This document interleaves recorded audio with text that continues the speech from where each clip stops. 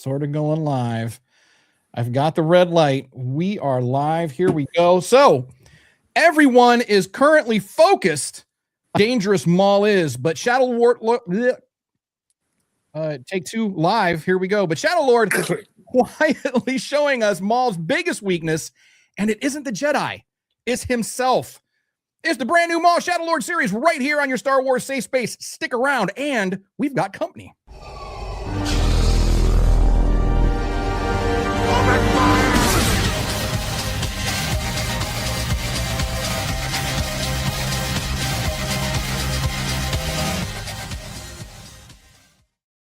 Hey there, Star Warriors. Welcome to Star Wars Safe Space, your non-toxic, low-sodium Star Wars show that doesn't make you feel bad for not knowing that Jedi Master Iko Dio Daki, who I'm calling Jedi Master Splinter because, you know, he's giving Splinter vibes all day, was lovingly referred to as Dino Jedi before given his official name. He is also a brand new species called Mosik.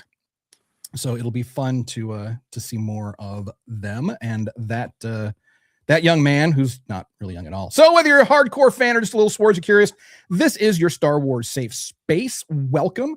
We are the Circle of Nerds, and we do absolutely love Star Wars, even if we don't always like it. So let's meet the crew, shall we? Hailing from parts unknown, it is our keeper of the holocron, T to the Oni. Welcome back to the galaxy, everybody. We're in a brand new location, and we are having some fun with this show, so let's get going. Yeah. And pilot of the infamous Parma Flyer, it's Crash. Hey, everybody. We got a guest tonight. I guess I have to put a guest room on the Parma Flyer, so let's lock those S-foils in and get at it. And you're probably wearing clean underwear, too, because we have guests. Maybe. I don't know. And speaking of guests... I shaved. Oh, jeez. I'm so sorry. Already. Here we go. Already. You know her from TikTok. She's all over the place on TikTok. The astrology Jedi. Thalia, welcome to the show. Hello. Thank you so much for having me. My cat's so excited to be here, too. You're going to hear him in the background, but he's just really excited. So, yeah, thank you for having me. Happy to be here. And you said it before the show. You said that your cat was lurking. Anakin is your cat's name. Yeah? That is my cat, yeah. So he was lurking. So when we're doing all of the show prep, nowhere to be found. Nowhere to be found.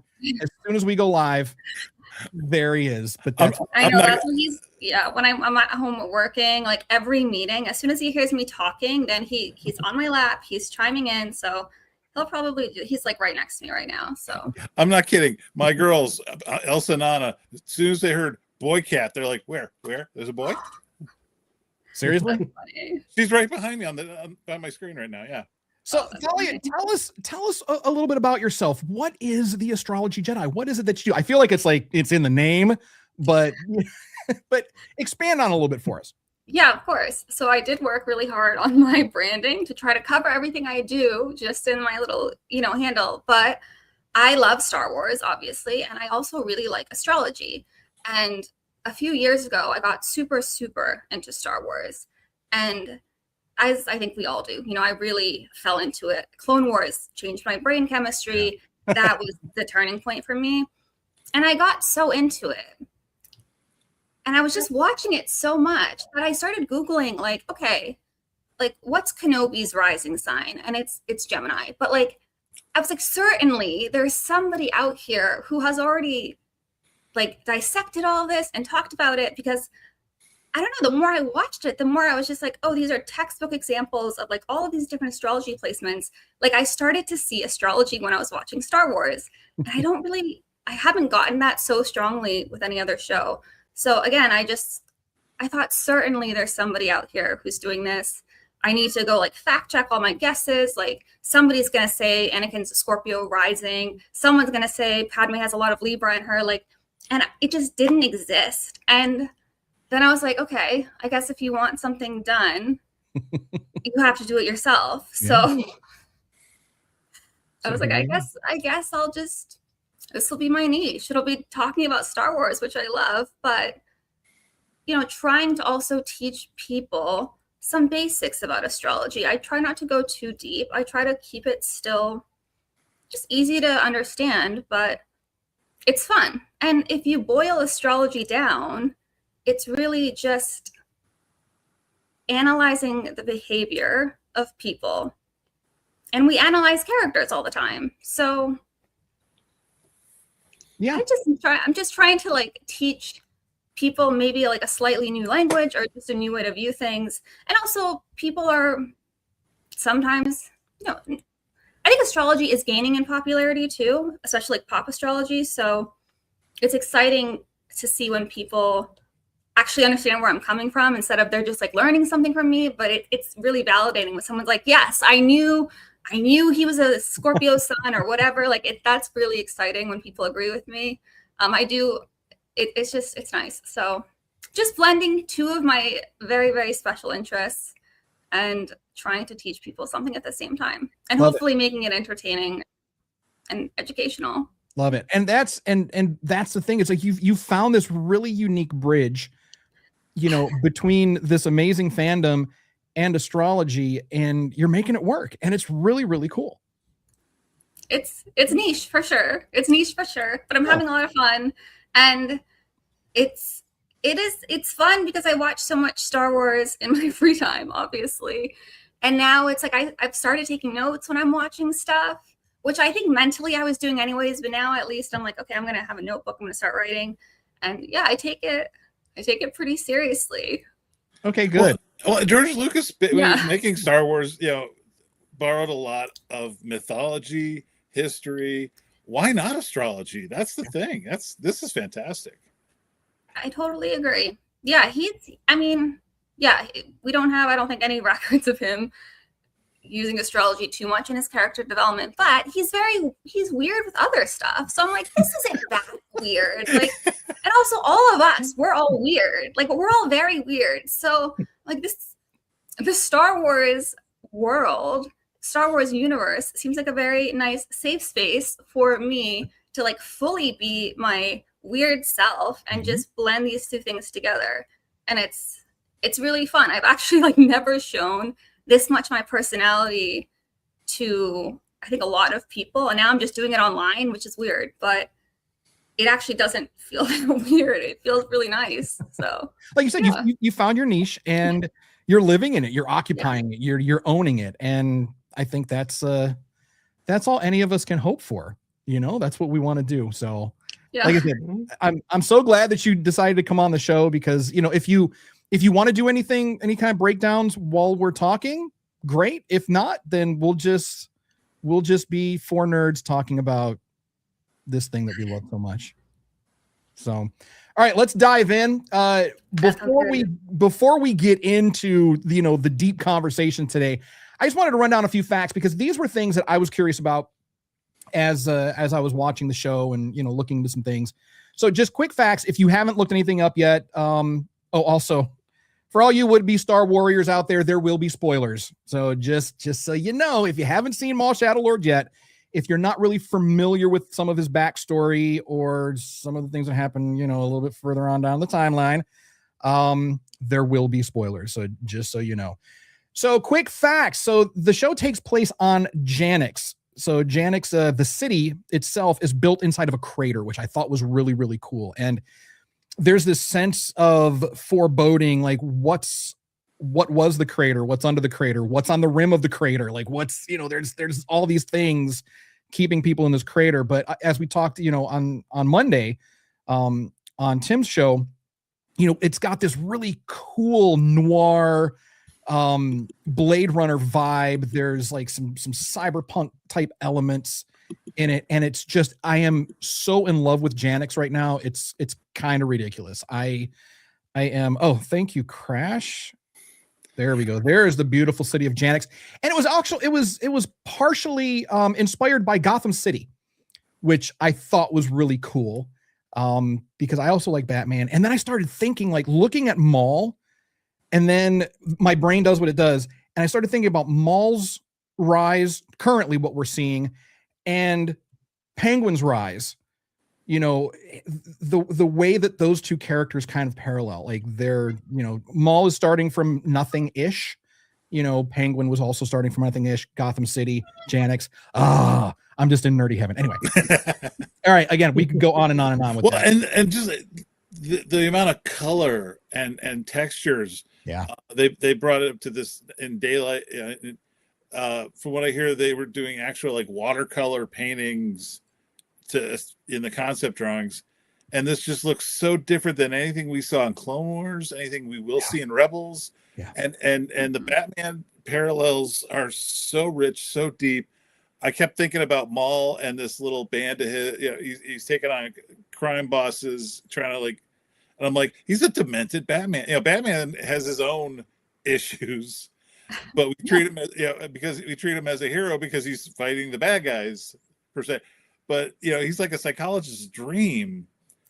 And Lawson the same is true for Gordon. Maul. Yeah, but Maul's got total Jim Gordon vibes going.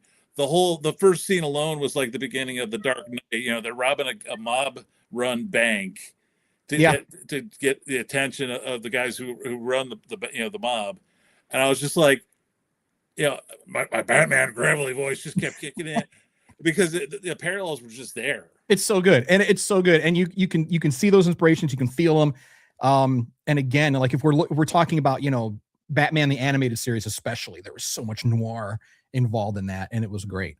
So everything takes place approximately a year after the events of Revenge of the Sith. So we're kind of running alongside the Bad Batch at this time. So those crazy kids are off doing their thing.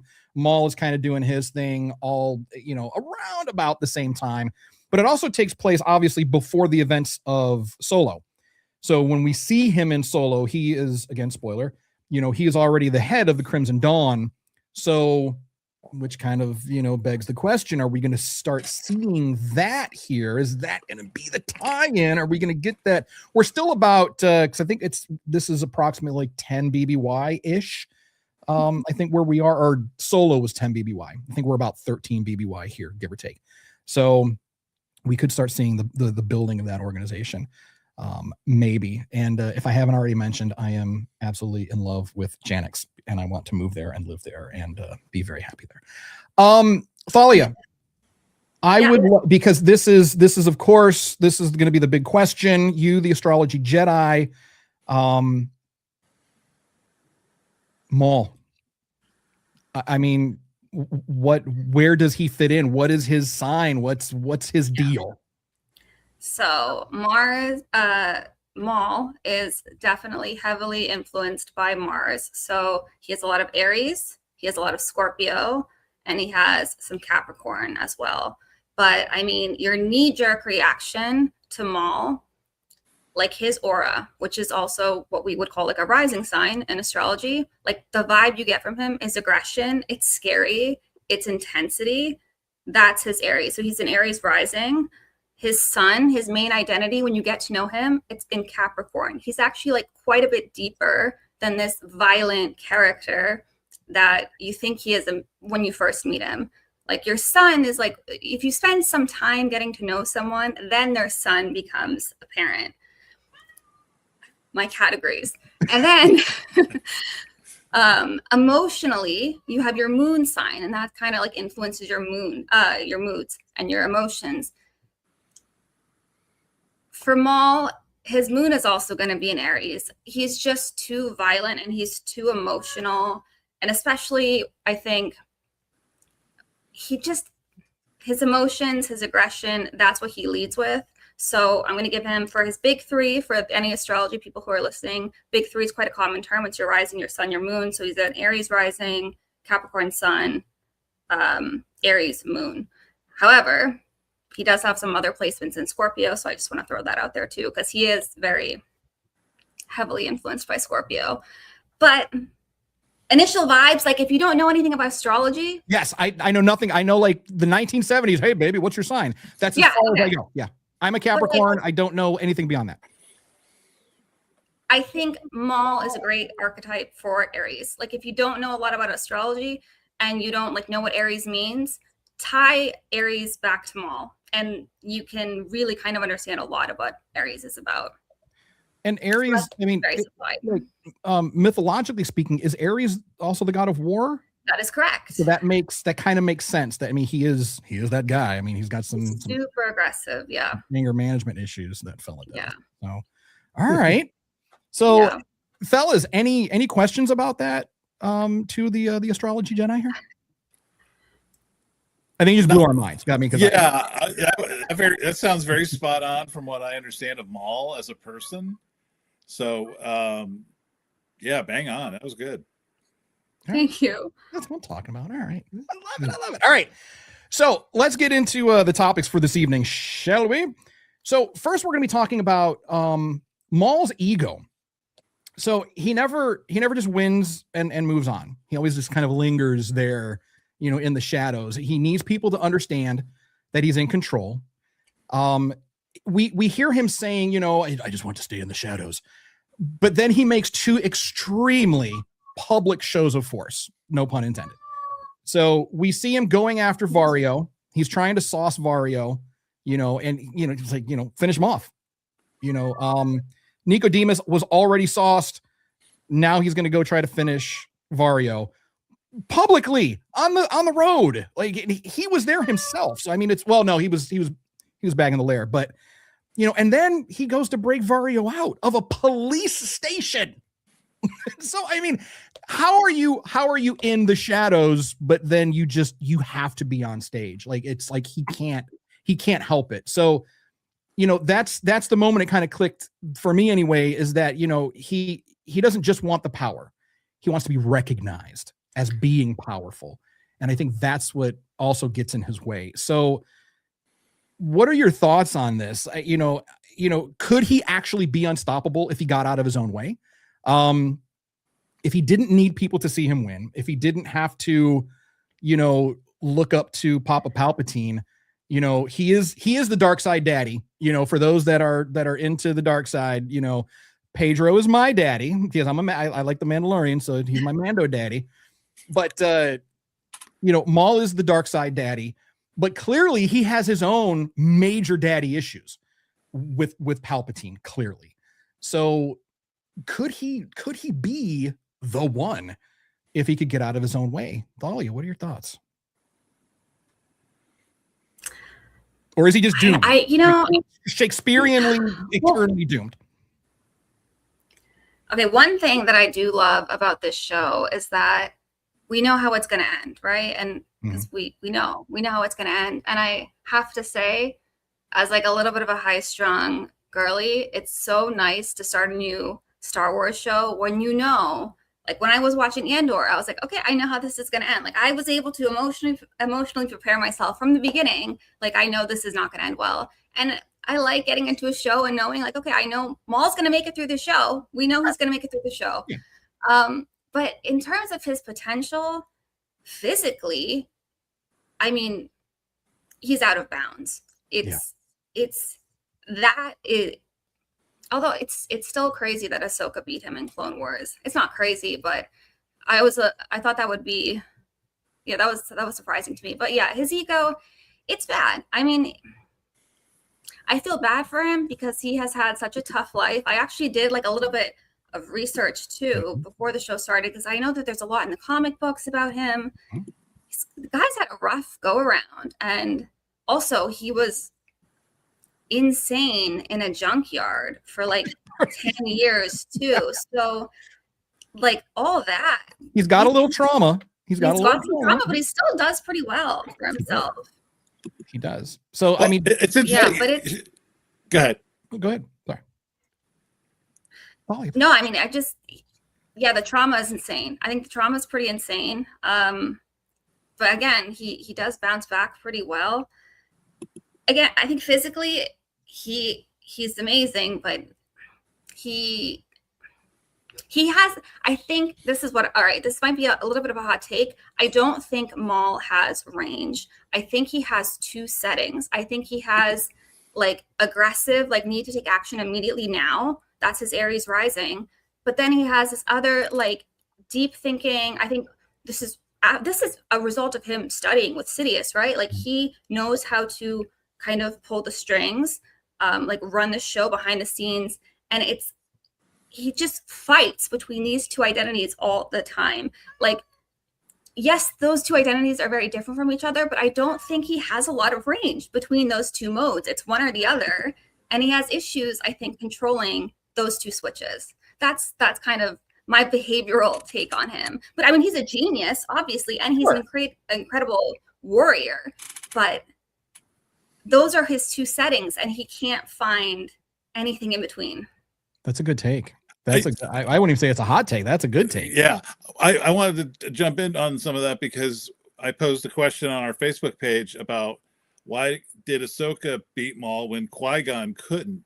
And John Ferguson, one of our regular followers, had a great comment. He was like, Maul was in his prime when he killed Qui-Gon.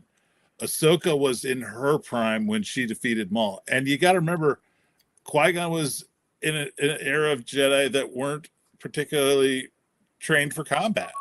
Ahsoka came in as a youngling in the middle of a war. She had already fought Grievous, Ventress, and a couple Inquisitors along the way after she left the Order.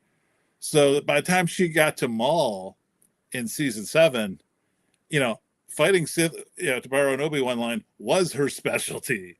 So for Maul, it was a case of he was a prime fighter at the beginning of the prequel trilogy, and at this point in his career, he's like the Tiger Woods of Sith, where his best days were behind him, and he just can't get out of his own way.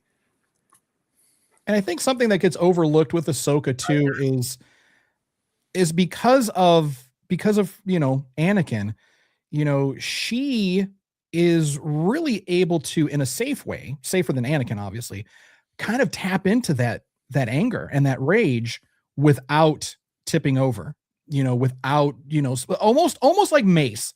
Mace, he taps in, he's got his vapid, style. He taps into the dark side to gain power, and he never crossed that line. And Ahsoka, I think it's because even at that time, when we see her at the end of season 7,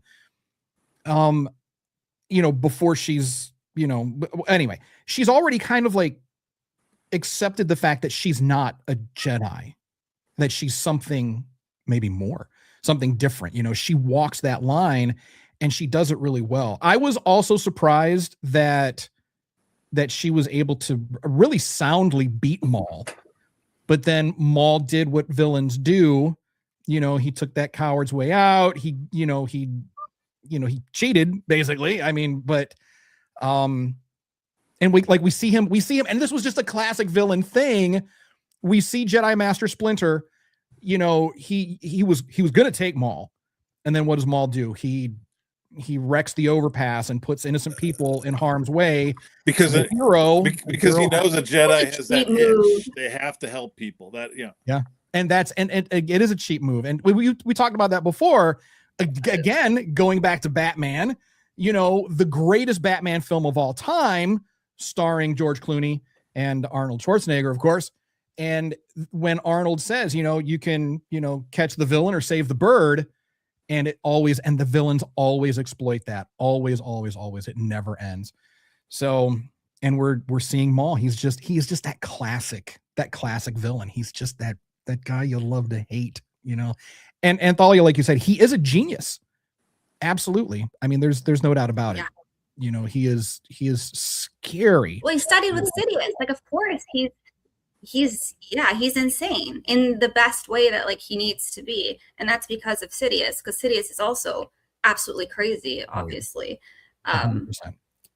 But it's fun seeing Maul really try to mimic Sidious's style of just controlling everything before it happens. He doesn't do it as successfully, obviously, but he's I think we're going to see him get kind of close here, and that's going to be fun to see his development of just playing the long game.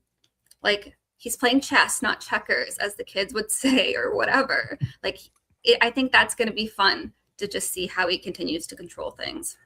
That's a good point, but is he capable of playing chess, or is he more like hardcore checkers? He's so able to get to that point, and then he just throws it all away, and it's crazy. Tony, what are your thoughts? I'm sorry, Circo. We've asked like Oh, no, 35 you're good. questions beyond the first question. So, at the end of the day, Maul, as far as I can tell, Maul's biggest issue is that he's smarter than 90% of the people in the room, Mm. in any given room. Or at least he thinks he is. But he will never be as capable as he thinks he is. Mhm. And that ultimately is going to be his downfall. Yeah. Yeah. Well, look what he did with Nicodemus and Vario. In that, he staged this whole thing to get the droid head to have, because he knew they would get suspicious, set up a meeting, and he literally delivered it on a platter. Yeah. To play into their fear. And when Vario came out on top of in the gunfight, he was surprised. This escalated quickly. It did. And I'd like to point out they were totally eating chicken parm. And I love the fact that they were eating chicken parm. Chicken parm is canon. Pizza is canon now. Yeah. I think it was the director of the episode, or one of the showrunners, not Dave, but somebody else. They had said that they were specifically inspired by chicken parm for that scene because it's just so very Italian gangster. And they said it was so hard for them to animate the cheese spreading. I guess that was like a big deal a big issue that they had. So, but as soon as I saw it, I was like, they're eating chicken parm. I love it. So, and everything everything was, you did have that mob vibe, and again, it's like anything that you've seen in any type of, crime drama or noir type film where the mob bosses are meeting. And again, we could throw it back to Batman, Joker's meeting with, all the other mob bosses. The Godfather. There's a classic scene in a restaurant. All of it. Yeah. So, I mean, we talked about Batman before and some of the similarities there. And, if we're going to go down that road, Maul is playing the role of the Red Hood. He's playing the role of Jason Todd. Yeah. Okay, that's a good take. Yeah, I can see that. All right. I like that. I like that. That's a good take. I do want to say something about the droid's head. Yeah. Like, in the opening scene, one of his henchmen, he grabs it. You see him running away with the droid, and the first thing I thought was like, oh, that's smart. Like, take a droid as like a body shield. Like, that's what I thought he was doing. And then the droid comes back later. But I was like, I don't think I've ever seen a character in Star Wars like use a droid as a body shield. Yeah. The droid was getting shot, and that's what I thought was the purpose of that. And it totally went over my head. But then I learned quite quickly that there was more to it than just a body shield. Although it had like a dual purpose, I suppose. So it did. So I mean, it protected the guy, and then it served as a little bit of intimidation and misdirection as well. So, but I think, and that is definitely where Maul is playing chess with these guys, or maybe it's backgammon. I don't know. Is there a bridge between like checkers and chess? Would backgammon? I don't know. It's just the two modes. It's the two modes. Like he plays chess when he can, and then he plays checkers when he loses his patience and just needs like a quick hit of like dopamine or something by killing someone. And that's when he flips the table and the pieces go flying everywhere. Yeah, exactly. Oh, Maul, you crazy bastard. All right. So we're also seeing speaking of the chicken parm, speaking of the pizza, all that, we're seeing some things here that this family dynamic. That has quickly become my favorite thing about the show so far. I love Maul. I love the action. I love the chase scenes, all of that, Maul has always felt like a very one-dimensional character to me. I'm not crazy about Maul as a character. He's there to do what he needs to do. He is that piece of the puzzle. He needs to be there. But again, it's like, he's okay. Fun to watch, but Lawson, Brander Lawson, I'm loving his entire story right now. He's just this detective. He's a cop. He's a lifelong cop. He's, and this is what I'm calling the high cost of being a hero. He's doing everything he can to keep the city safe and his family, but at the same time, he's doing the right thing, but his home life is falling apart. Drea's gone. We don't know where she is yet. maybe off world. Riley is kind of caught in the middle. If anyone comes from a broken home or separated parents, this is relatable stuff. I mean, for decades, we've got Sith and Jedi. We've got these huge figures. I can't relate to any of them, but I can relate to these characters, So, Riley wants to spend time with his dad. It doesn't sound like there's any animosity between Drea and Brander, but I think, I'm sure that she probably reached her limit, and she at one point said, look, it's either your job or us, or maybe she got another opportunity somewhere. Wouldn't that be something if she worked for like the ISB or something? Like she got like a job with the Empire? Like, I don't know. So we always see the good guy sacrifice. I mean, that's just a theme, the good guy sacrifice. Good guys end up dying, in order, for the greater good. But we don't see like those strong, like family ties. We don't see how it impacts kids or spouses or partners. We don't really see that too much.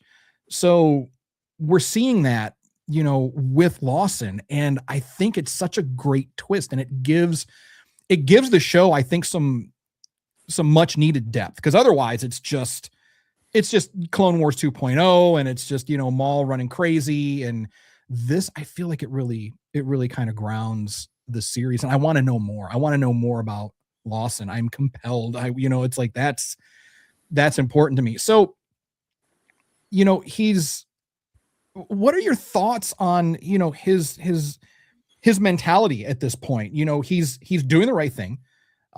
He's protecting his family. He's trying to do his best to protect the city, but he's slowly losing them while trying to protect everybody else. He can't protect himself or his own family.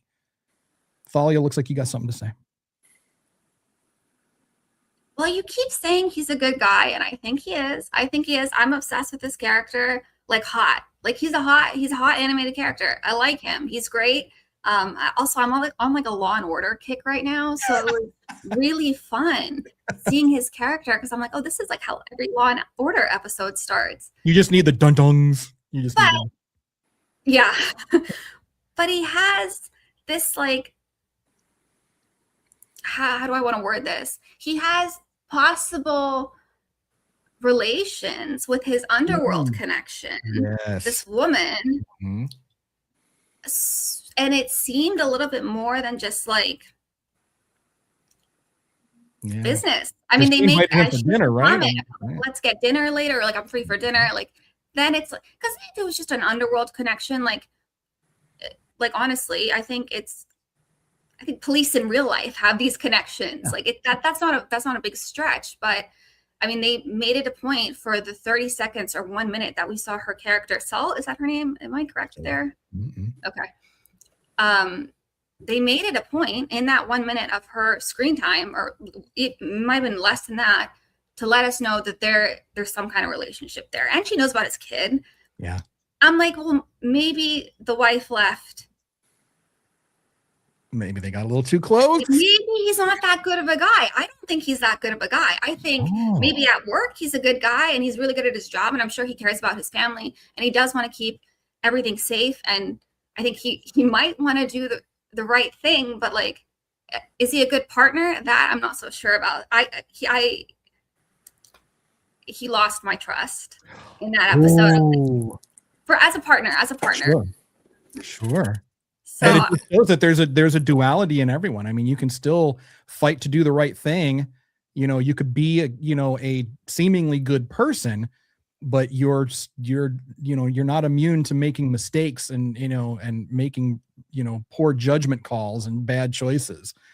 But ultimately, we also never saw that if he might have taken her up on the dinner offer. We don't know. And I like that. I'm glad you mentioned that, because I was going to bring that up as well, because we just cut away. I mean, he doesn't say, no, I got to go. I got to catch this Maul guy.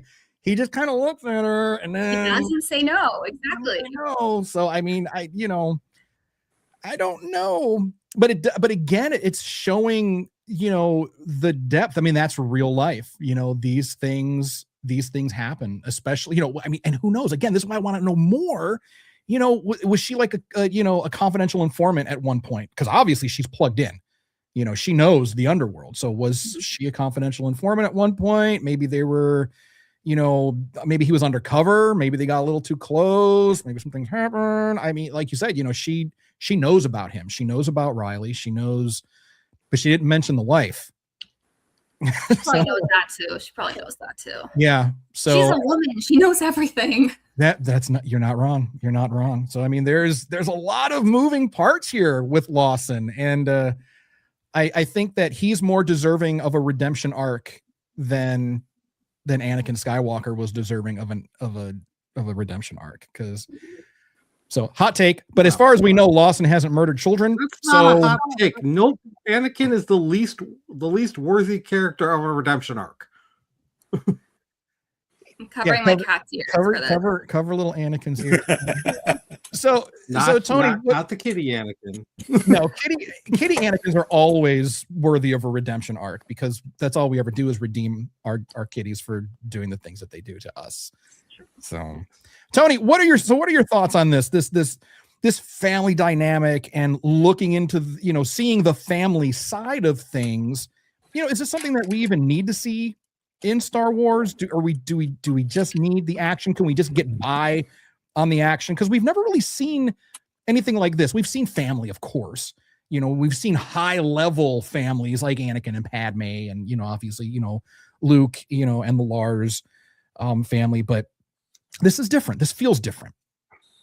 It is different. And honestly, my answer to this question is very simple. Yes, we do need this, because, like, honestly, I'm enjoying the story so far. I'm looking forward, obviously, to the rest of these episodes. But, like, you know, we've mentioned, and I've seen it in a lot of other reviews talking about it, but, like, this is very clearly a film noir kind of thing. Mm-hmm. In most of my experience with film noir, we follow the detective. Like, we see other bits and pieces, but the most of our time, most of our of the audience's story is through the detective's eyes. And this is a character that I would love to see this story through his eyes. And if we can get that, like I mean, to your point, this is a character that we haven't spent a lot of time with comparatively, but they're a fully fleshed out character. Yeah. Like, it's not just this archetype. It's not just this, well, you know, it's a Jedi, it's a soldier in a war, it's a, you know, this is a character that's got a multitude of things about him that we already know about, and some obviously that we're going to learn about a little bit more here as we go through. But this is a character that has some depth, has competing motivations. Yeah. And that's something that we do see in other characters throughout Star Wars and throughout other stories, of course. But to get this much information about what's ostensibly a tertiary character, like, if they really develop this and make him a focal point, this could be great in a way that, and I always thought this show was going to be great, but if they can make this great for a completely unexpected reason, a character that who thought it was going to be anything going in, that's wonderful. Yeah, I agree. And he feels heavy.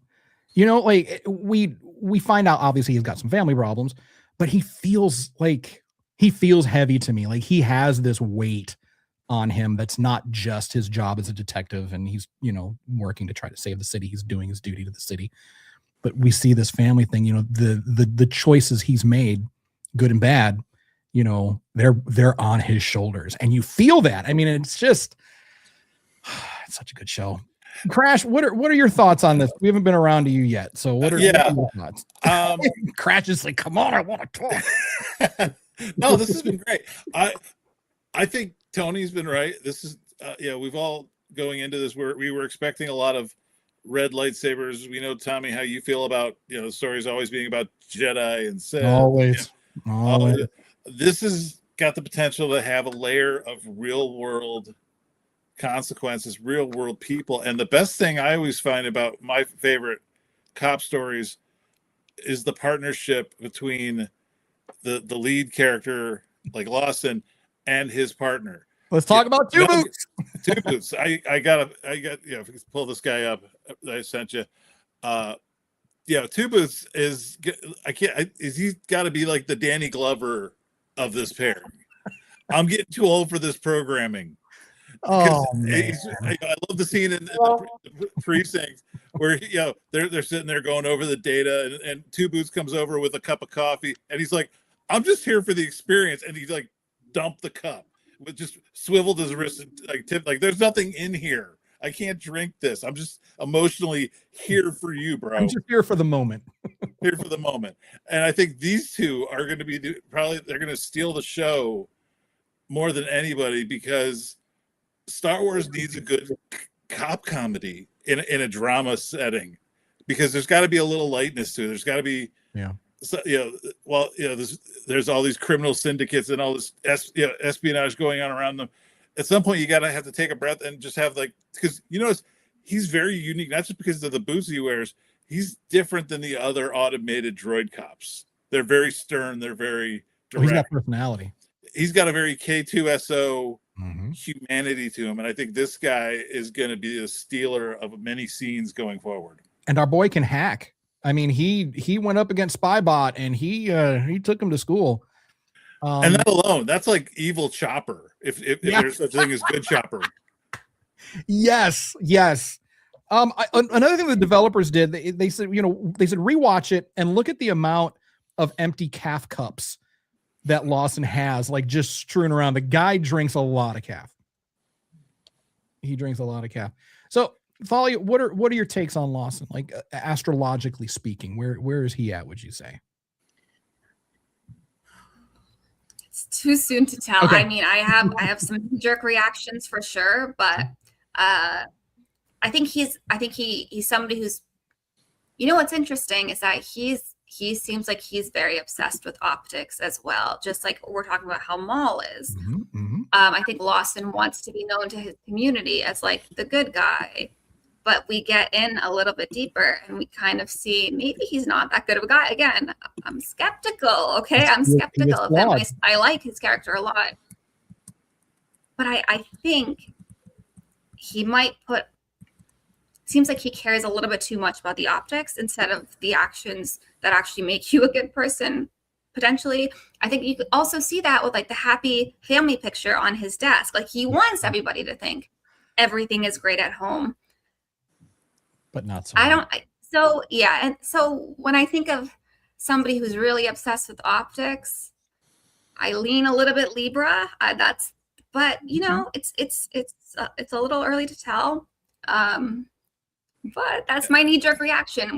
When you really care about optics, my knee-jerk is, okay, you're a Libra. You want everything to be, like, beautiful and balanced and harmonious. But that's difficult to do. I think he's really struggling with it. But Two Boots also, by the way. Yes, Kate. So that's what I thought of too. I like him a lot. And he's going to become a household name very soon, if he's not already. Two Boots is I don't know the name of the sport the son plays, but Lawson having the ball on his desk is very Benjamin Sisko from Deep Space Nine. We've got a follow on our Facebook page who goes by Ben Sisko's Imaginary Baseball. I got to look at it. But it's that persona of Ben Sisko and his connection. He needs something to keep him grounded to his his family life might be falling apart, but as long as he looks at that baseball on his desk on his bad days, maybe everything's just going to be a little bit all right. And I think that the baseball is a very interesting prop going forward, because that's going to say a lot about where Lawson's head's at. Yeah. That's true. That is a weird thing to have on his desk. Like, that is a little weird. And everybody, even the sergeant or whatever she was, when they were arguing about whether to call it, everybody knows the best way to get to him is don't touch my baseball. You know what I mean? Just everybody grabs it, picks it up, holds it in front of him. It's like, that's going to be his Achilles heel. I wouldn't be surprised, during the first firefight, Maul took a picture of him in the shootout. I guarantee you he's going to find that baseball, or he's going to find the sun, and Riley's going to get nabbed. Yeah. I think it's Bodekin, something like that. I think that's the name of the sport. Botekin. Space field hockey. Holocron Master. Maybe if you could help us out with that. I want to say it's Bodekin or something like that. Anyway, Yeah, so I mean, there's, as we've seen in many other, crime dramas, series, things like that, the family is always that weak point. Like for me, it's this guy. I got a puck from my first lumberjacks, and it's sitting right here on my desk. So that's that's very telling about his personality.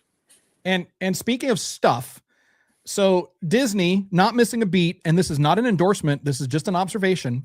Disney not missing a beat. They have Devon's lightsaber available on their website currently. And I'm not gonna lie, it looks pretty cool. I'm not gonna lie. Let me see if I can grab, yeah, there it is. Right there. I mean, it kind of looks pretty cool. Oh, I like that a lot. Yeah, with the Is that like leather detailing?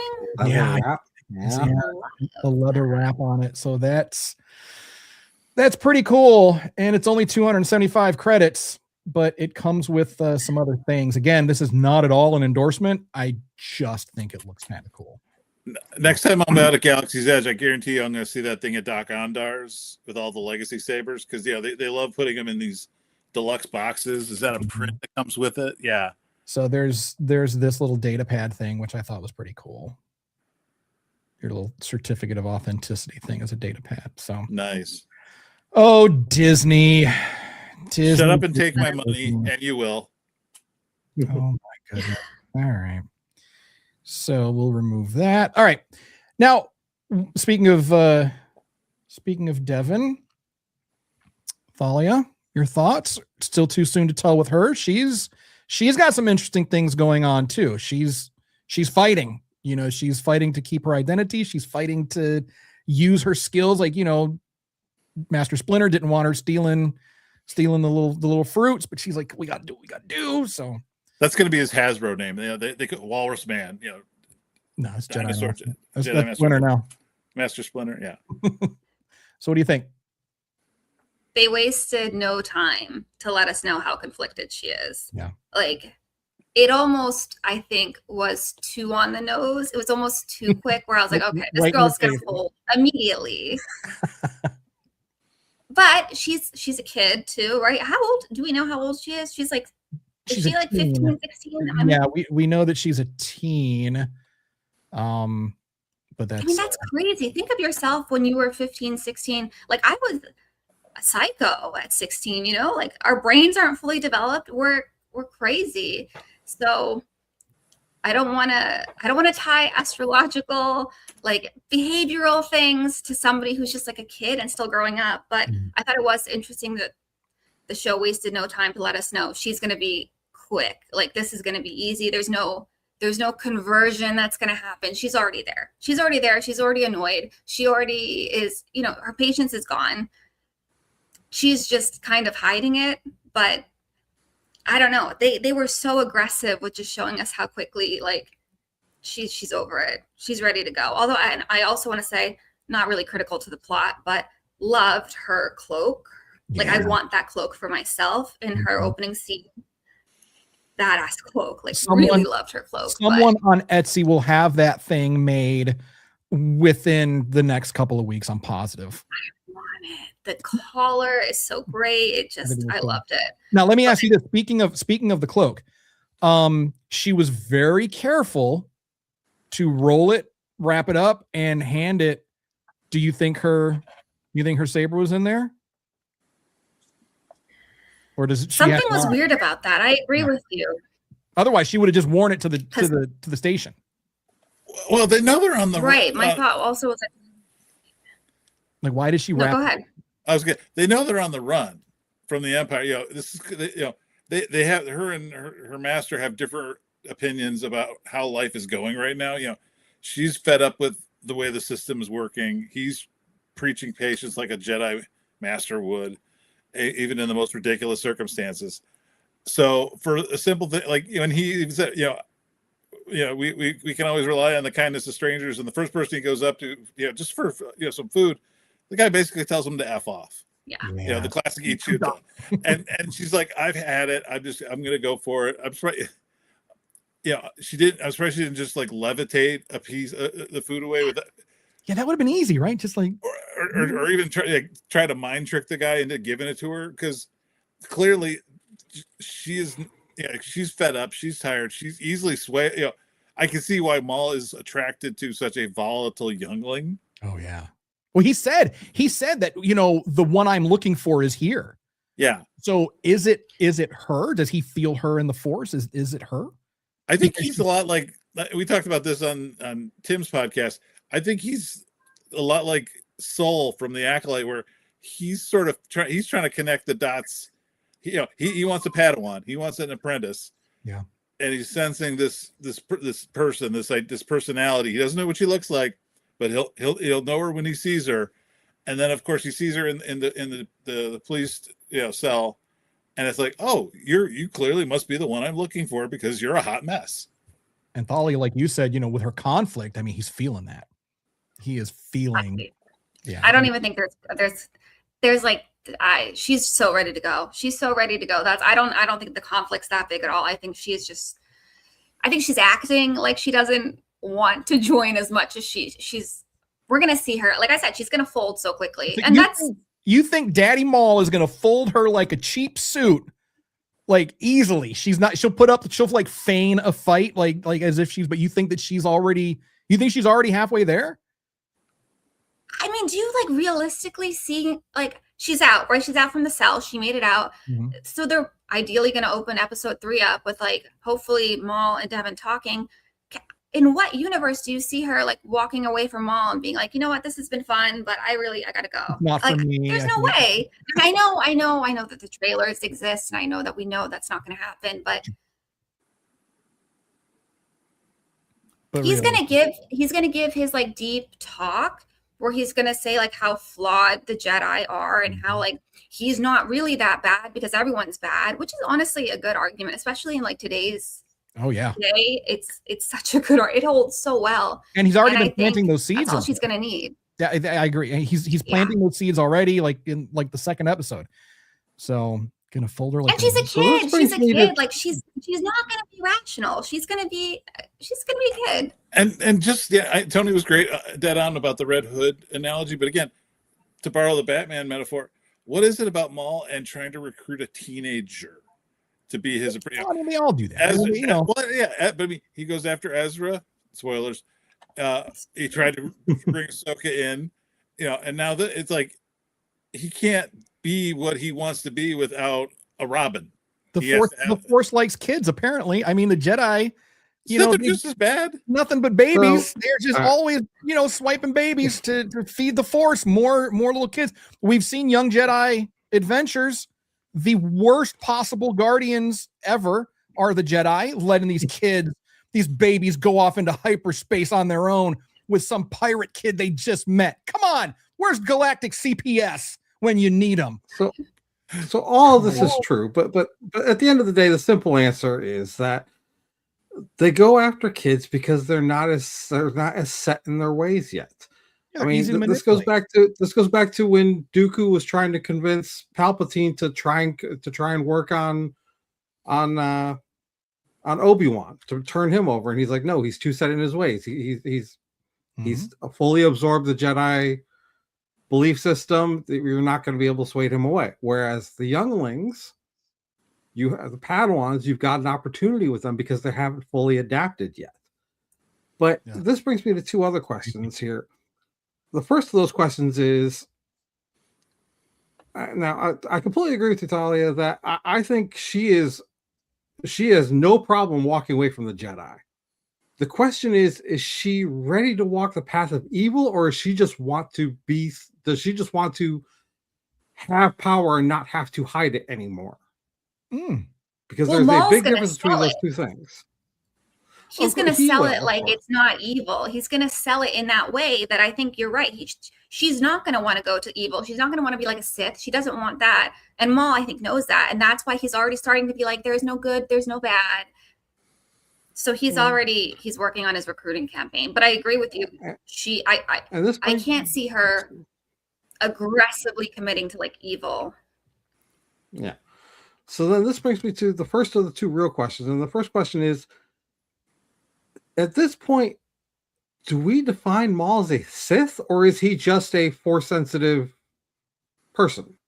No, he's a Shadow Lord. I mean, like he's Sith adjacent, but like Ventress. Ventress was never a full Sith. She was a tool to be used by the Sith. But Sith is such an abstract concept anymore anyway. I mean, the Sith were an actual species at one point, and then, some bad dudes got a hold of them, and, it was, so, I mean, the Sith, it's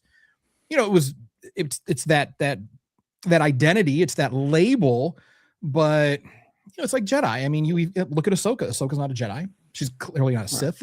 She walks that line. She's, if anything, Ahsoka is like the perfect example of what a Force wielder should be. She has found that balance. She has found that true balance. She'll dig into the dark side a little bit when she needs to, but her heart is on the light side. And she'll use the dark to achieve, more positive, results. But obviously, so this brings me to the second question, and that is,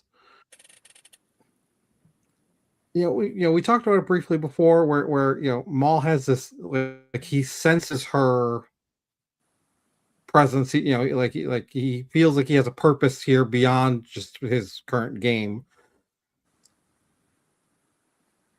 Is this type, like, it's a well-known thing that all Force users have some type of foresight abilities, especially when it comes to combat and whatnot. What allows them to block lasers and whatnot so efficiently.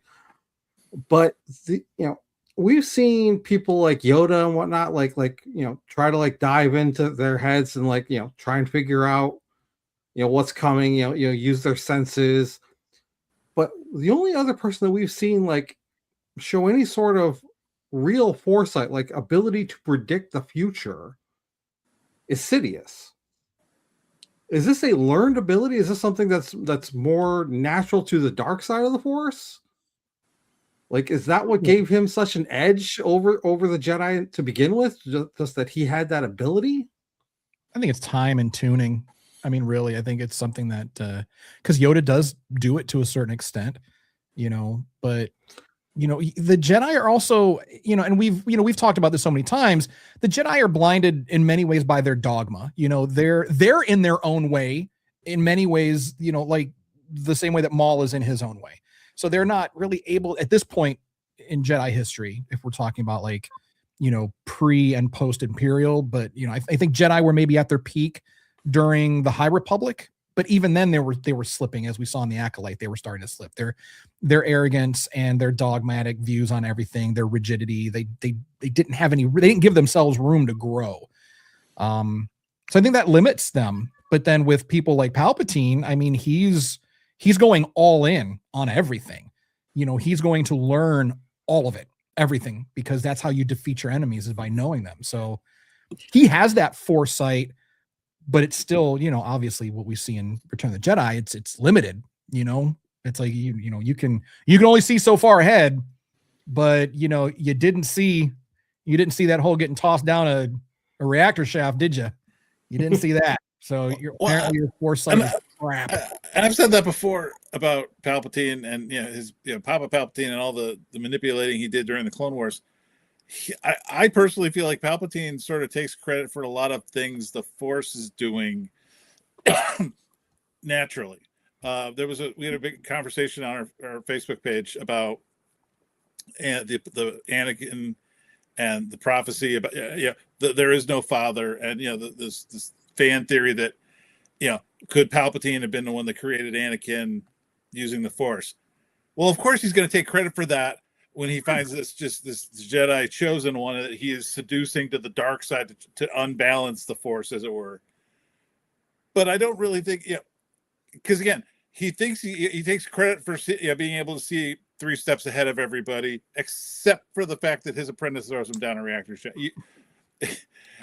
I'm sure, in a grand scheme of things, if he was that clairvoyant about things and that, like Snoke says, I can't be beaten. You got beat by a bunch of teddy bears, bro. You're not infallible. Yeah, and it kind of reminds me of somebody else who takes credit for things that he didn't do. Someone maybe in real life, I don't know, and someone that maybe creates problems, and then fixes those problems or claims to fix those problems. Say, hey, look at me, look what I did.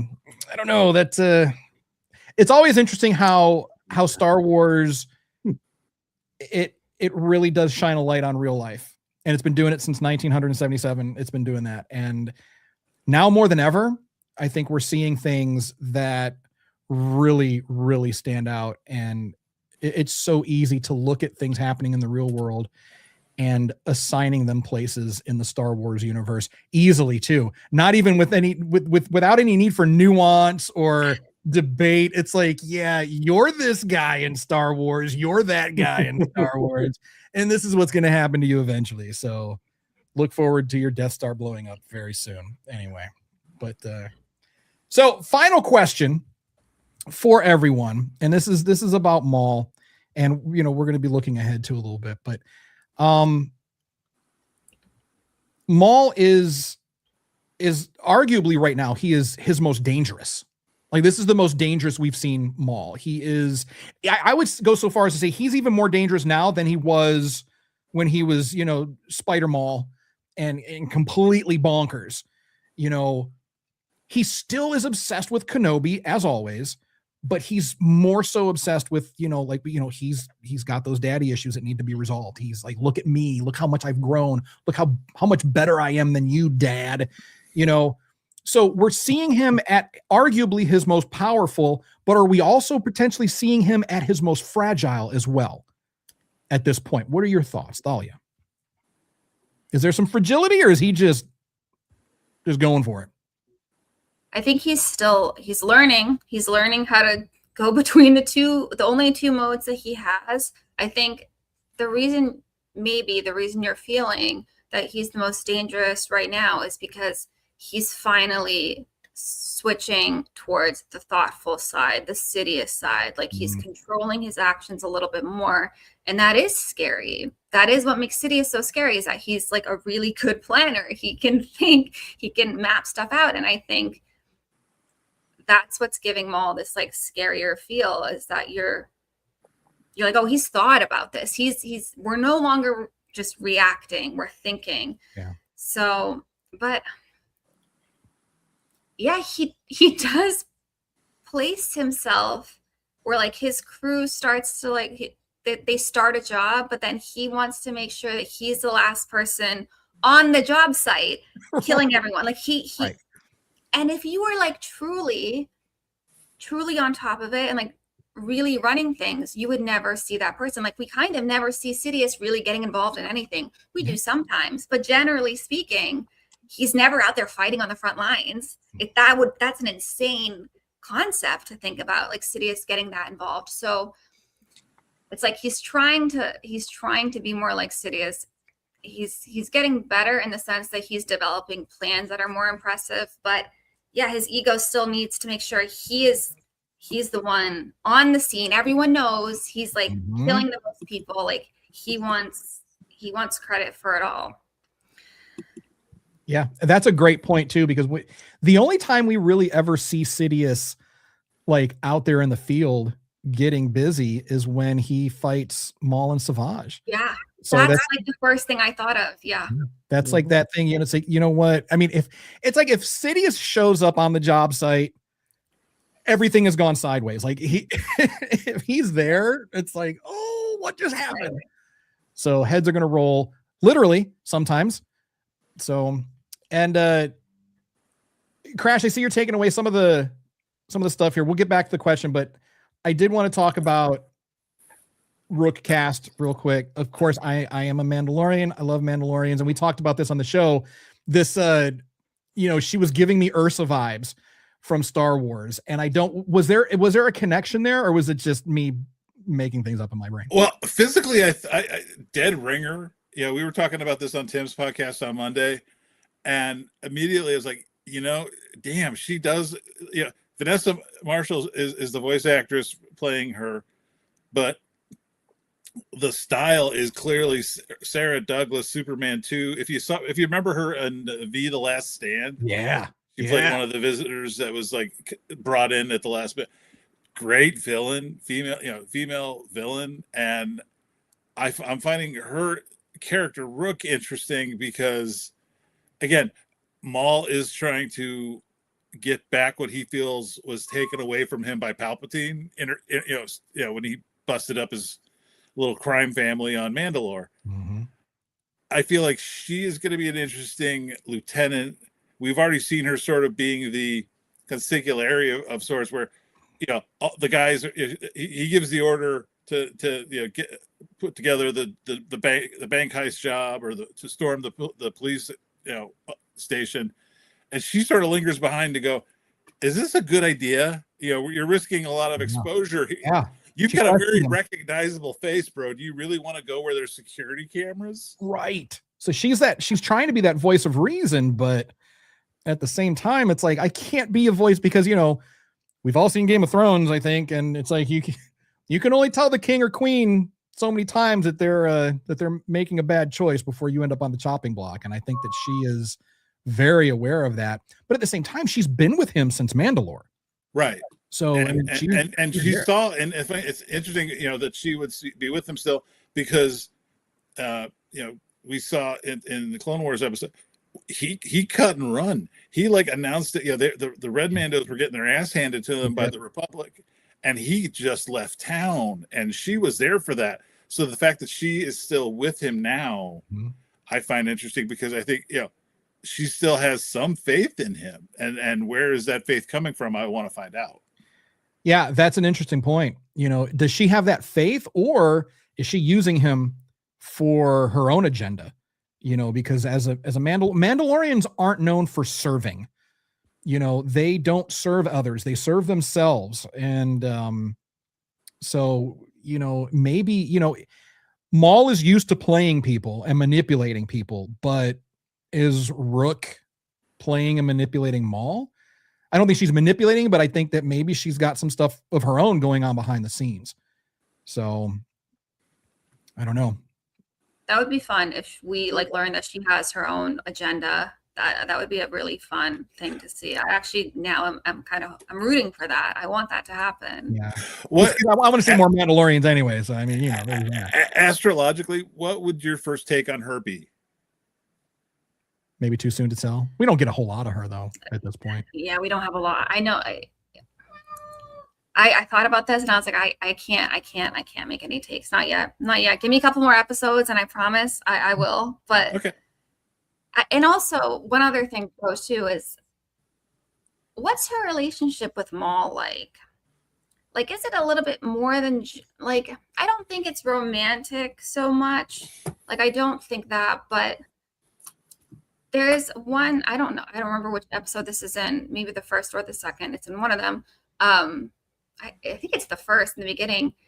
He she's looking at the back of him, and he moves a certain way. I think he lifts his arm or touches his shoulder, and her first thought, yeah. And I think her first thought was you had the vision, or she says you had a vision again. She saw a very small, I think that's a weird thing to say to somebody unless you know them very, very, very personally, so right? There was that vulnerability. He was vulnerable for a split second. But she knew to recognize it too, right? People I work with, let's just look at this from a work relationship. If I see my boss stressed, I'm not going to be like, "Oh, are you having weird dreams?" I don't know my boss at that level. Yeah. I can't even imagine. You might end up in HR after asking the question. Yeah, I mean, too. But I just think that's to be are you having visions again, or something along those lines? I thought I was like, whoa, that's a pretty personal question to ask, and I don't know. Yeah, and we've seen this in other franchises, where you've got that loyal, faithful henchman, asking about, have headaches again, or seeing the weight of villainy on them, and they seem to be concerned. So I'm sorry, go ahead. Well, I was just also thinking for her to ask, are you having the visions again? That means at one point there was a conversation where he opened up and he said, this is what's happening, which is also actually not very much like Maul. No. And that's, again, it's building it. It just implied they have had some kind of vulnerable conversations, And, maybe I'm reading too much into it, but still, I think that's a pretty crazy thing to say to a boss, unless like there's some they've layers had some there. hard hearts. There are some layers there, and Yeah. there's certainly some level of intimacy. I agree with you. I don't think it's a romantic sort of thing. But it's something a little interesting. Oh, there's some familiarity there. There is, like you said, on the side of Maul, which is unusual, there's a feeling of trust. There's some level of trust that goes beyond, like the other Mandos that we have no idea what their names are. They're just goons. The other two, Zabraks that are there at the moment, they're just goons. They're just, hired muscle. But with Rook, maybe because she has been with him now for over a year, well over a year, because I don't know exactly how long she was with Maul before the events of Mandalore. That's something that we'd have to look into. I have no idea, but she's been with him a while. She came on board with what, Gar Saxon. I think she was with Gar Saxon and that whole crew, and then came on board with Maul. But there is, I agree. There's definitely some level of intimacy there. And it does give Maul a couple extra little layers and maybe a little more, dimension, and maybe we'll see the softer side of Maul if that exists, or he'll end up killing her. Like he'll feel like she's getting too close, and then that's a wrap on Rook Cast. It could happen if he develops his relationship with Devin more. I think Maul's a really lonely guy. I think that's why he's like, I mean, I know that, everyone always wants an apprentice, but Maul gives really lonely vibes. Like he wants a partner so badly. And Devin might kind of fill that like partnership companion, not romantic, but just like that close friend feeling that he's like yearning for so much. Maybe he has that with Rook right now, and maybe that's going to be something he develops with Devin. I wonder if Devin and Rook are going to be a problem. There'll be some rivalry there for sure. There's going to be some conflict between the two of them for sure. I mean, I think that's just good storytelling too. I think that's just, good writing to have some conflict between the two of them. But I don't know. I feel like if Rook had any Force sensitivity, he would be grooming her as his apprentice. Oh yeah. But because she doesn't, he's like, I can use you in these capacities, but I need somebody to be my apprentice who can actually do these other things. And she just isn't that. And that's where the conflict will come between her and Devin when it gets there. It is. Yeah. That's a really good call. So I don't know. We'll have to wait and see, of course, but we've seen him kind of be vulnerable and drop his guard a bit around Savage. But then you look at how he treats Savage as a master and apprentice and not as two brothers, who fought together and struggled. And, obviously there's a lot of, Maul is a tragic figure. There's no doubt about it. He's done some awful, awful shit, but he is a tragic figure. He's been manipulated since day one. He got pumped full of, Night Sister green juice, made evil, tattooed horribly. And, so, I mean, got his bits chopped off. I mean, the guy has been through it. So I don't know. I agree with you, Thali, that he wants a partner. I think that he might even want like love in a relationship. Maybe he might not want to feel this darkness eating him all of the time. And maybe in his brain, the only way to escape that is to take out Obi-Wan. Once Obi-Wan is off the map, then maybe he can relax and become himself. But he's just that's the foundation of everything he does. I mean, at the end of the day, it's all about Kenobi. Well, I've said it before and I'll say it again. I think Maul would be a horrible lover, a horrible partner, because he'll never be as obsessed with you as he is with Kenobi. Kenobi will win every time. And that's very true. That's tough to live with. Very true. Yeah, he's, and this brings me back to the Batman theme again. Same thing with Joker. Like, as much as Harley loved Joker, Joker's first love was always Batman. Yeah. Yeah. And as often as and Joker would play that game with Harley to keep her around, But yeah, he was always in love with bats. You know, not romantically maybe, but I mean but yeah, that's the law. The obsession, exactly. Oh, so far, Maul is a great show. I'm looking forward to much more. Before we wrap it up, let's do predictions. So we've seen the trailers, which I'm upset about. I was trying now I feel like I'm avoiding trailers like spoilers because I've already seen, right? I've seen too much in the trailers already. So I just so Thalia, predictions for like next week. We don't need to go too far, like, you know, talk about like how is it going to end, but what are your thoughts next week? What do you think we're going to see? Okay, I think I froze for a second, but I'm back. Did you ask what are my predictions for next week? Yes. Okay. Next week, I don't know. I have like long-term predictions. What are you hoping to see? What would you like to see? What would I like to see? I would like to see Riley live. I don't think he's gonna live. As soon as we saw the picture on the desk, I was like, "Oh, this guy's family's gone. They're gonna die."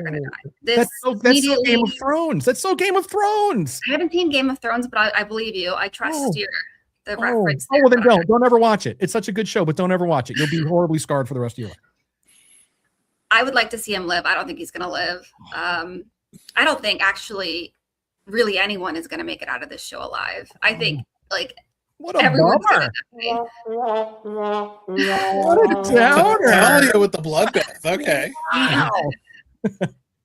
I think honestly, I think the majority of the characters are gonna die. And I think Lawson is gonna see some really tough family losses. I do think the son's gonna die. That's my bold prediction. But what do I want to see in the next 2 episodes? I don't know. I trust the writers. I trust whatever they're going to do is going to be good. But I mean, it's wonderful. Like it's going at a good pace. I like it.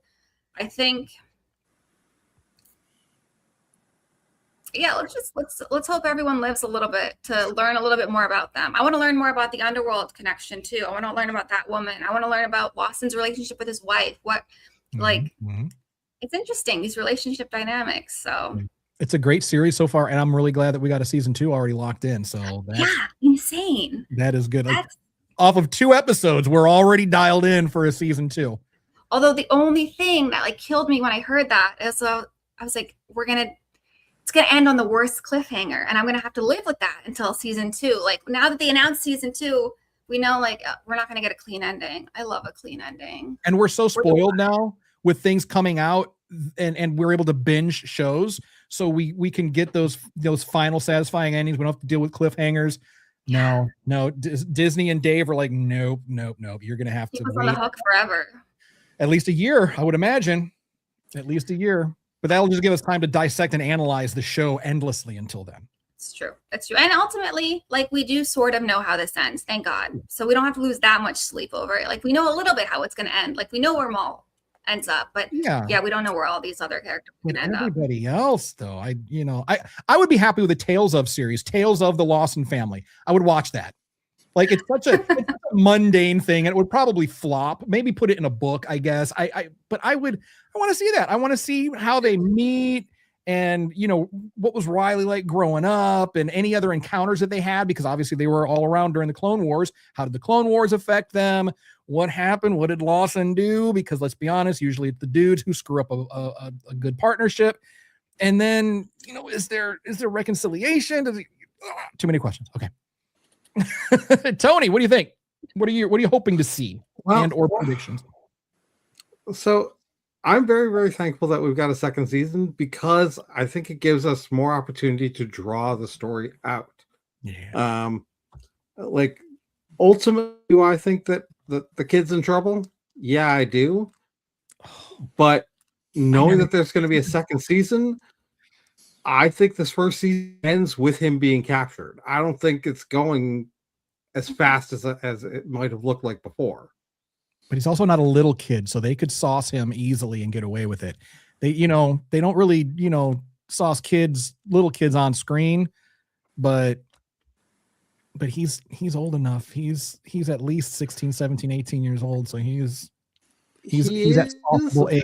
But this is the thing, is if Maul is in fact in his calculating phase, just killing the kid prevents him from his greater goal.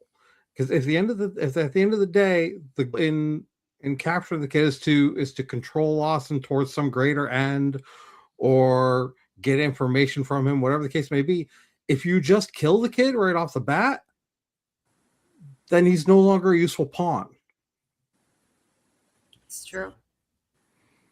And Lawson's he's kind of on Maul's radar, because he did, it's like not super on his radar, but he did pause and look at him on camera, and he's like, so he's not, Maul doesn't give a shit about cops. I mean, it's obviously clearly he doesn't care about local law enforcement. What for? No. But for whatever reason, Lawson gave him pause. So, and he also didn't sauce him there at the precinct. He knocked him out. He could have done the coup de grace right there, but he didn't. I mean, granted, he was taking fire at the same time and he was a bit distracted, but he did his little nose bust thing that he likes to do, but he could have run him through, but for some reason he didn't. So again, like you said, used against Qui-Gon. Yeah, he did. He loves that. But we know how that turned out for him too. Anyway, but so something is there. Like you said, he's playing chess now. He needs Lawson alive for whatever reason. I don't know. All right, Crash. Thoughts, predictions, expectations? I am going to go in a different route. Maybe not this next episode or two, because I think we're going to stick with the Padawan auditioning. But this is my prediction wise for later on. If you've seen clips in trailers and whatnot, Two Boots is going to call the Empire. Mark the tape. That's all right. And then his wife is going to show up because she's working for the ISB now. That would be wild. Both of those things would be wild. Because he wanted to already, and he's like, hold on. We had this conversation on Monday where like the Empire are like the feds. Remember in Die Hard when the feds show up at Nakatomi and they take charge, and all of a sudden everybody just gets cut out of the equation. Mm-hmm. And it's also when everything in the plan goes wrong. Let's storm the building. Nope. Let's send in the chopper. Nope. I have a feeling, Two Boots is going to call the Empire in, and that's when we're going to start. The poodoo's going to hit the fan. Yeah, I don't think you're wrong about that. And we talked about that too, about the like with the Matrix. It was the same thing, when the agents show up and that beat cop, he was like, you can take that Juris my diction crap and shove it up your ass. And so yeah, when the feds show up, everything does tend to go sideways. But with the Empire, when they show up, sideways usually means complete annihilation for everything and everyone, and everyone's being disappeared and arrested, or they're done. So, but yeah, I'm really, I have this feeling in my gut that Drea she left Planet. She left Janix because she got an opportunity to work in the new Empire. Maybe not ISB, but she did maybe have an opportunity, and Lawson's like, hey, this is my job, this is what I do, I'm protecting the people, and she's also like, yeah, and also you hooked up with that but weird does she chick. keep her married name? Does she? Yeah. Is it Gennaro? Is it McLean or Gennaro? So we'll see what happens. Honey, I was undercover. What did you want me to do? Maybe he was undercover too much. So hopefully, I'm hoping, Folly, you are a great person. I really do hope you come back and join us. But I don't like the things that you're saying. And much love to Anakin. My heart, you're making me nervous about Riley, and I don't want it to happen. He's a good kid. He's been through enough. Yeah. But you're feeling it. Yeah. And this is even without the Game of Thrones PTSD that you've got this. Sure. I don't have Game of Thrones PTSD. One thing I don't have. I have a lot of other things, but not that. There you go. All right. So before we head out, does anyone have anything else on the way out? Just a quick catch up. You mentioned the sport the kid was playing, Botekken. Yes. as far as I can tell, this is a creation strictly for this show. There is not even a mention in Wikipedia about this game. Oh, Wow. okay. Very cool. Very cool. Very cool. So everything's fresh. That's great. I love that we're getting fresh. And speaking of fresh, we talked about this before the show. You gotta love the production design of this show compared to Clone Wars and Rebels and all the other. Dave is constantly upping their game on the art style.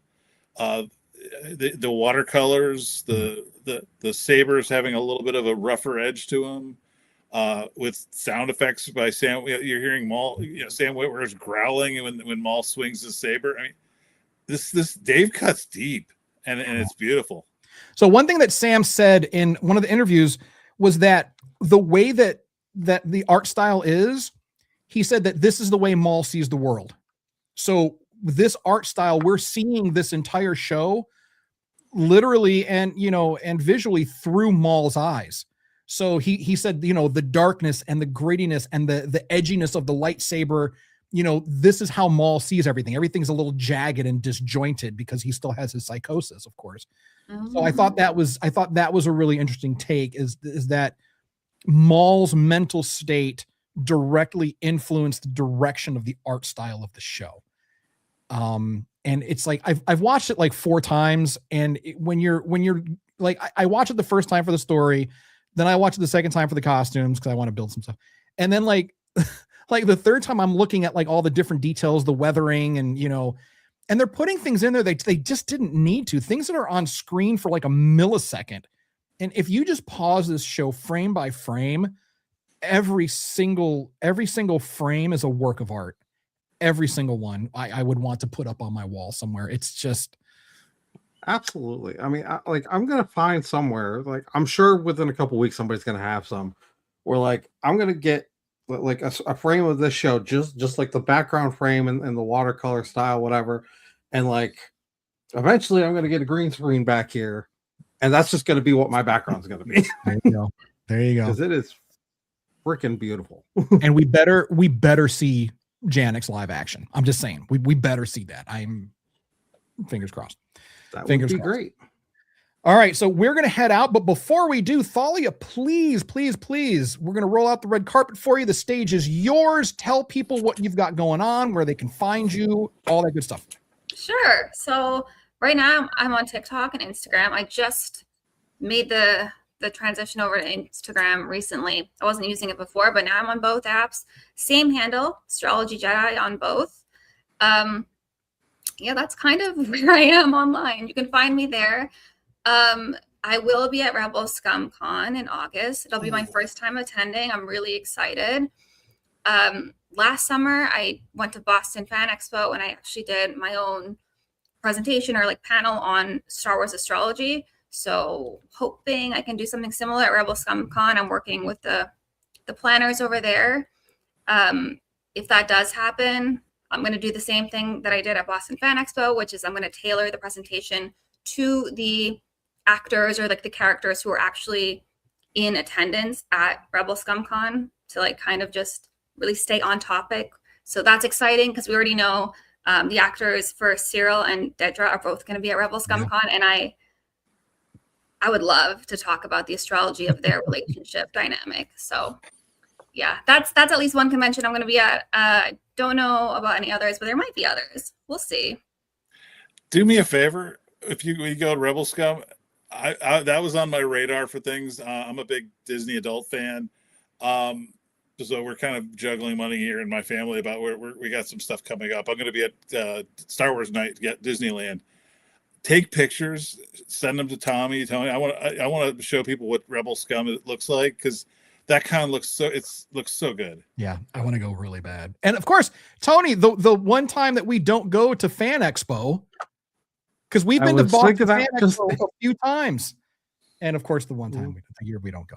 No way. Yeah, I think I've been twice. Unfortunately, that weekend this past year I was getting married, so we were not there. Yeah, that's a pretty good excuse. We all had to go to Vegas to go to this guy's dumb wedding instead of going to Fan Expo. Jeez. Then he goes and buys out Oga's Cantina and doesn't show me nothing. I mean, what are you doing, Tony? What? I do need to get I'll those mugs pictures loaded up. Oh yeah, yeah. you gotta. I need pics, guys. I know. I've got a ton of pics and videos from my trip to Galaxy's Edge, and I haven't done anything with it. I'm social media illiterate. I'm not illiterate. I'm lazy. I'm just social. Well, I'm just curious because like I've gone a bunch of times. I do for Talia, I do a travel blog when we go to Disney for Galaxy's Edge or just Star Tours to report to like our friends about what it's like there. I did the Galactic Star Cruiser just before it closed. And you know, I love hearing people's stories about their travels in Star Wars, whether it's conventions, Disney parks, Galaxy's Edge. You know, that's one of the things I love about this fandom is that you can see other people's journeys, and it's just great. And we all need to go. We all need to go to Galaxy's Edge and do an episode from there in costume. Like I didn't want to leave. I love that place. That's the only place I felt home. I felt more at home there than I do at home. So it's just they did. That's so beautiful. I've never been, but you're really selling it. I mean, you didn't need to sell it. I already want to go, but I really need to go. I really need to go. Just go. Like I did it. It was like an impromptu thing. I did it out of fear because I heard that they were going to be changing things. But it turns out that after I had already booked everything, it was just changing things to Disneyland, not Disney World. So my fear was completely unfounded. But it was the excuse I needed to get me off my butt. Because you're like, well, I'll do it next year. I'm gonna try to do it next year. No, I got to make it happen. So we're only there for a couple of days, but go, even if just for a day, even if you go just for a day as a Star Wars fan, you will feel at home. And also, if you can, I found this really interesting. I've got it over there somewhere, but it's the Batuu tour guide book. Oh, you got one. I did. I have the digital version and I have, the hard copy. The information in there was incredible. It's so good. It's a quick read too, easy read, but it gives you so much like backstory and so much meat. And then when you take that and present that to the cast members, it just opens everything else up. When you're seeing like, you're now, why this person is here or why Oga is this way, or, learned about the actual, what the hell were the spires? It's like, it tells you all this stuff and it tells you about the culture and the vibe of Batuu. And it is an invaluable resource. And I absolutely love it. So I highly recommend, getting it's the Batuu tour guide. I got it. You can look it up. It's all over the place, but Noted. 100%. All right. So if that's it, unless anybody has anything, we are going to wrap it up and say goodbye for this week. Homework for next week. We're going to be continuing on with Maul. So we are taking a break from the Bad Batch. So check out the next 2 episodes of Maul Shadow Lord next week. And while you're watching, watch for those moments. Watch for, watch it like 4 or 5 times too, because why not? But, watch it not just at face value, but kind of like look at it, because those are the things that we're going to talk about. We're not going to do, rehash scene by scene. We're talking about these little things that maybe don't immediately jump out at you, but we're talking about themes and connections and all that fun stuff. So that's your homework for next week. Of course, you can check us out on the entire internet. We're all over the place. At the SWS show. And if you want to get some merch, one of these fancy shirts that we're wearing, circleofnerds.com/merch for all of your needs. We've got a really super secret Facebook private group called Swarzy Curious. So if you want to hang out with some like-minded folks, drama-free, it's a very small, very closed, exclusive group there. So check that out and just hang out with us. And Crash, you're doing a great job running all of that. Thank you. So that is going to be it. And of course, I want to thank everyone for joining us this week, because you literally could be anywhere doing anything else right now, but you chose to spend time with us. So thank you so much. And as always, a tip of the hat to all of our active duty service members and veterans. Thank you so much for doing what you do and for sacrificing what you have sacrificed over the years. So thank you for that. And the Artemis 2 crew. And the Artemis 2 crew. Yes, they're on their way back, allegedly. So there's people that are on, I'm seeing that more and more, that all of it is fake. Like the moon landing was fake. The Artemis thing was fake. Someone was like, it's AI. It's like, oh geez, just, okay. I don't know. I just believe in Star Wars. So, I mean, it's fine. I know Star Wars is real ish. So, but anyway, that is going to do it for us. We will be back again Same time, same channel next week, every Friday at 8:30 p.m. Eastern. So please do come back and join us. Thalia, maybe you'll come back and join us as well. Hopefully we haven't creeped you out too much. I would love to. I would love to come back. We have an open invitation. You can come back anytime. So, thank you. All right. So again, thanks everyone for joining us. Thanks for tuning in. That's it. We are gone. We are out of here. And as always, remember, if no one does anything nice for you, do something nice to yourself. And we'll see you guys next week. Bye. I have to push the button. I never do this right.